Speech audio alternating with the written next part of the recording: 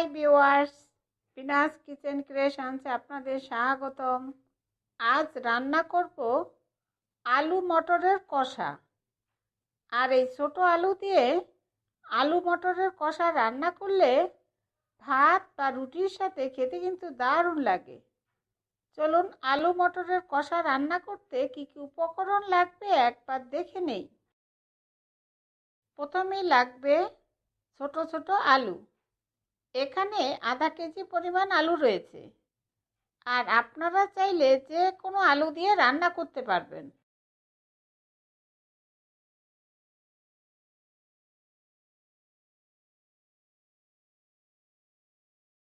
এখন আলুগুলো সিদ্ধ করার জন্য প্রেসার কুকারে পরিমাণ মতো পানি দিয়ে নিয়েছি। এরপর ধুয়ে নেওয়া আলুগুলো দিয়ে দিব।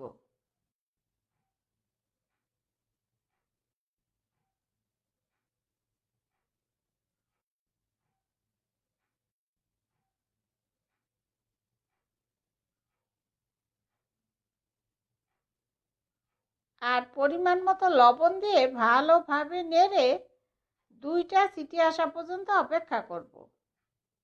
এরপর প্রেসার কুকার সম্পূর্ণ ঠান্ডা হলে খুলে নিব।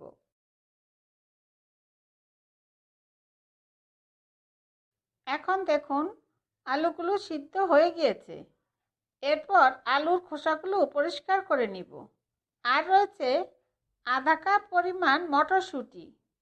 আর মশলায় রয়েছে আধা চা চামচ হলুদের গুঁড়া, আধা চা চামচ মরিচের গুঁড়া, 1 চা চামচ জিরা ধনিয়ার গুঁড়া, 1 টুকরা আদা, একটা টমেটো, সব একসাথে বেটে নিব। এতে বাটা মশলার স্বাদ আনবে। আর সব মশলা আপনাদের আলুর পরিমাণ বুঝে নেবেন।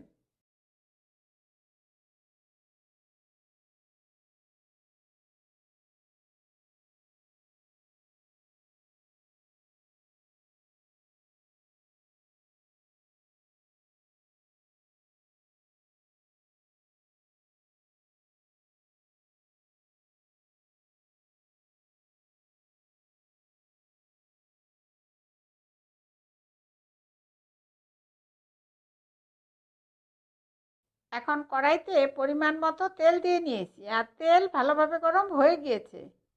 এরপর ফোড়নের জন্য দিব একটা তেজপাতা, আধা চা চামচ জিরা, 3-4 টুকরা দারচিনি, 3-4টা এলাচি দিয়ে 1 মিনিট অপেক্ষা করব ফোড়ন হওয়া পর্যন্ত। এরপর দিব আধা কাপ পরিমাণ পেঁয়াজ কুচি দিয়ে পেঁয়াজগুলো হালকা গোল্ডেন ভাজা হওয়া পর্যন্ত অপেক্ষা করব। এখন পেঁয়াজ কুচিগুলো হালকা গোল্ডেন করে ভাজা হয়ে গিয়েছে। এরপর মটরশুঁটিগুলো দিয়ে দিব। আর মটরশুঁটির কাঁচা গন্ধ যাওয়া পর্যন্ত অপেক্ষা করব।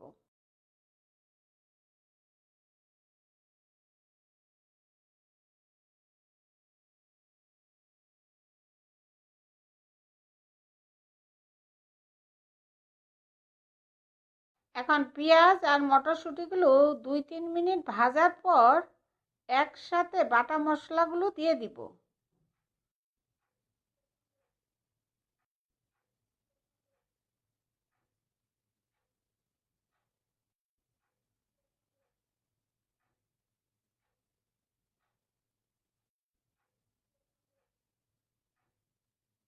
আর দিব আধা কাপ পরিমাণ পানি দিয়ে মশলাগুলো ভালোভাবে কষাবো মশলার কাঁচা গন্ধ যাওয়া পর্যন্ত। আর ঝাল লবণ আপনাদের স্বাদ মতো দিবেন।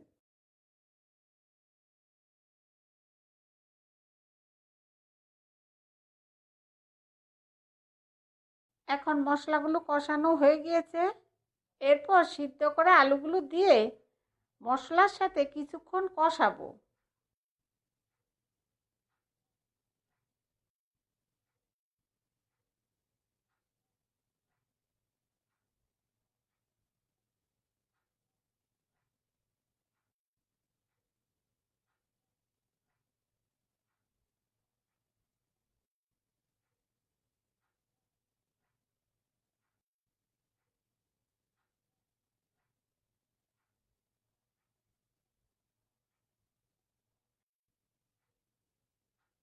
আর দিব স্বাদ মতো লবণ দিয়ে ভালোভাবে কষাবো।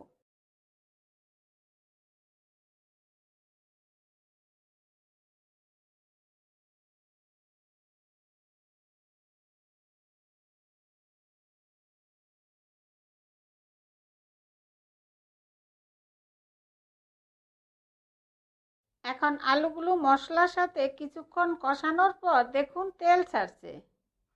এরপর ঝোলের জন্য 2 কাপ পরিমাণ পানি দিয়ে ভালোভাবে নেড়ে ঢেকে 5 মিনিট অপেক্ষা করব, আলুগুলো সিদ্ধ হওয়া পর্যন্ত।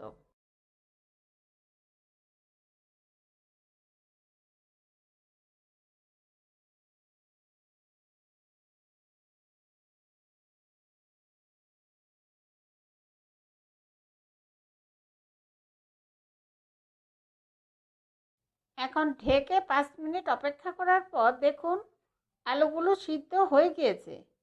এরপর নামানোর আগে স্বাদ মতো 1 টেবিল চামচ পরিমাণ ঘি,